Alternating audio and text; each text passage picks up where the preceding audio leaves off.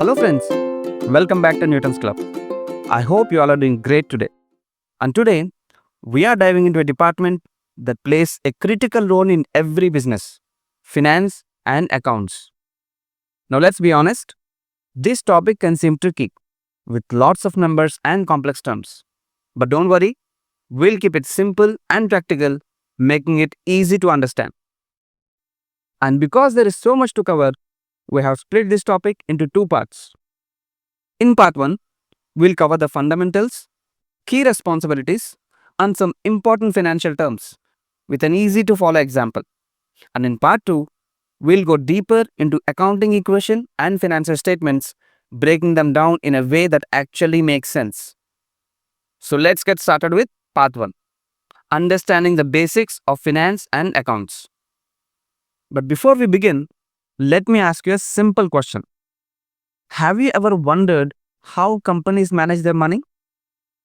Think about your own family's finances.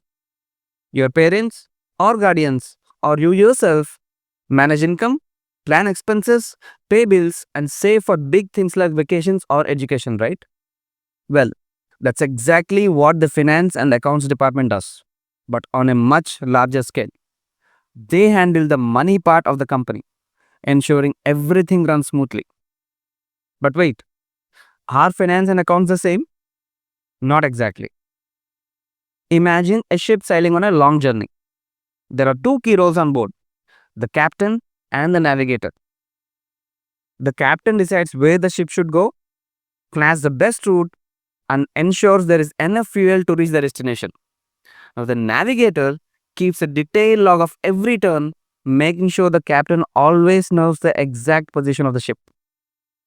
Now, in a company, finance is the captain. It's strategic, focusing on big financial decisions, forecasting, and planning for the future. And accounts is the navigator. It ensures accurate financial records, tracking every penny coming in and going out.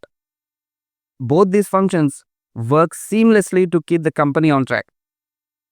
Now let us take a small look what they actually do on a daily basis. The finance team focuses on activities like budgeting, forecasting, managing cash flow, cost control, and financial analysis.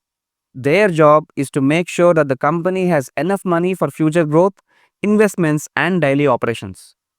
On the other hand, the accounts team handles bookkeeping, managing account payable and receivable, processing payroll, ensuring tax compliance, and conducting audits.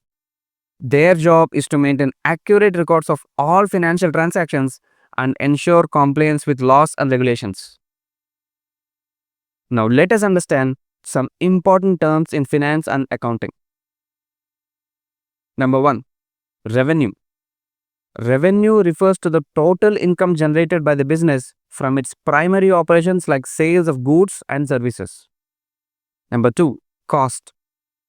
Cost represents the expenses incurred by the business in the process of generating revenue. It can be raw materials, salaries, rent, or etc. And now the profit. It is the positive financial gain a business experiences when the total revenue generated is higher than the total cost. But if the total cost exceeds the total revenue, then the business faces a loss.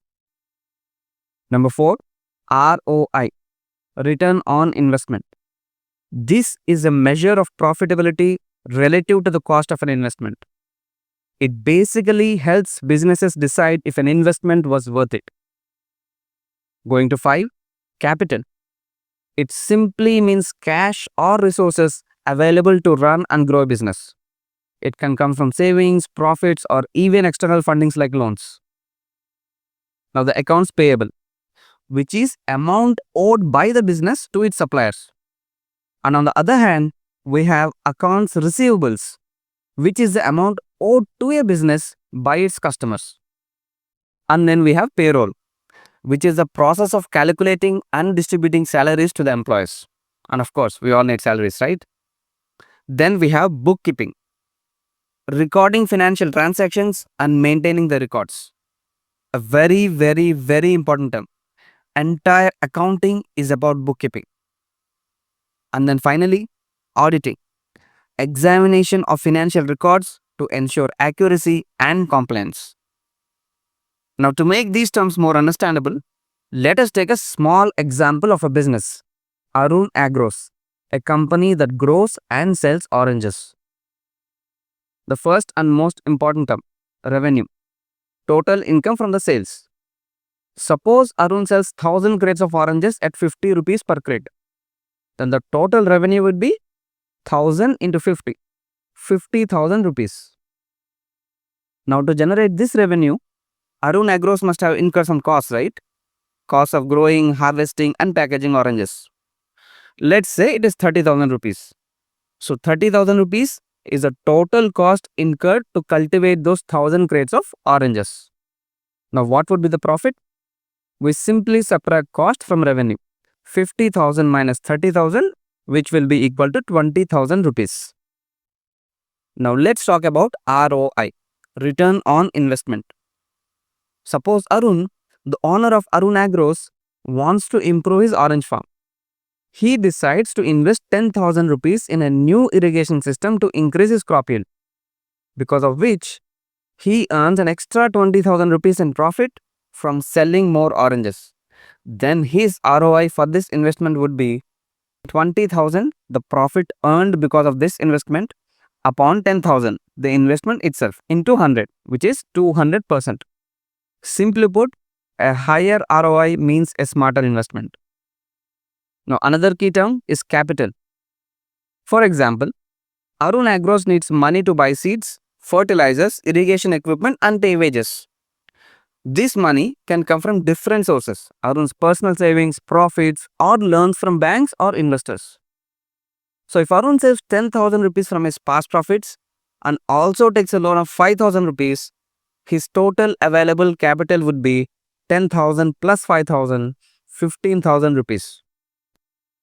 Now, businesses also have accounts payable and accounts receivables. If Arun buys fertilizers worth 15,000 rupees on credit, meaning he hasn't paid the supplier yet, this amount is recorded as accounts payable. Simply put, Arun owes 15,000 rupees to the fertilizer supplier. On the other hand, if a grocery store buys oranges from Arun but hasn't paid yet and owes him 8,000 rupees, this amount is recorded as accounts receivable. In this case, the grocery store owes 8,000 rupees to Arun Agros. Then we have the payroll, which is simply the salaries and wages paid to the employees. If Arun has 3 workers, each earning 500 rupees per week, his total payroll cost is 1,500 rupees per week. Now, to keep track of all these transactions, businesses use bookkeeping. If Arun maintains a records of all his sales, expenses, and payments, he is doing bookkeeping. But recording transactions isn't enough. Companies also conduct auditing, which means checking financial records for accuracy and preventing fraud. If a financial expert reviews Arun's records to ensure everything is correct, that's an audit. So guys, I hope this simple example helped you understand these key financial terms clearly. Now let's do a quick recap of what we learned today. We discussed the difference between finance and accounts, their key responsibilities, and some important financial terms using Arun Agros as an example. So I hope today's video helped you understand the fundamentals of finance and accounts in a simple way.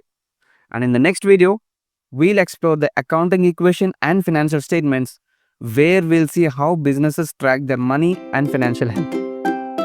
See you in the next one. Thank you.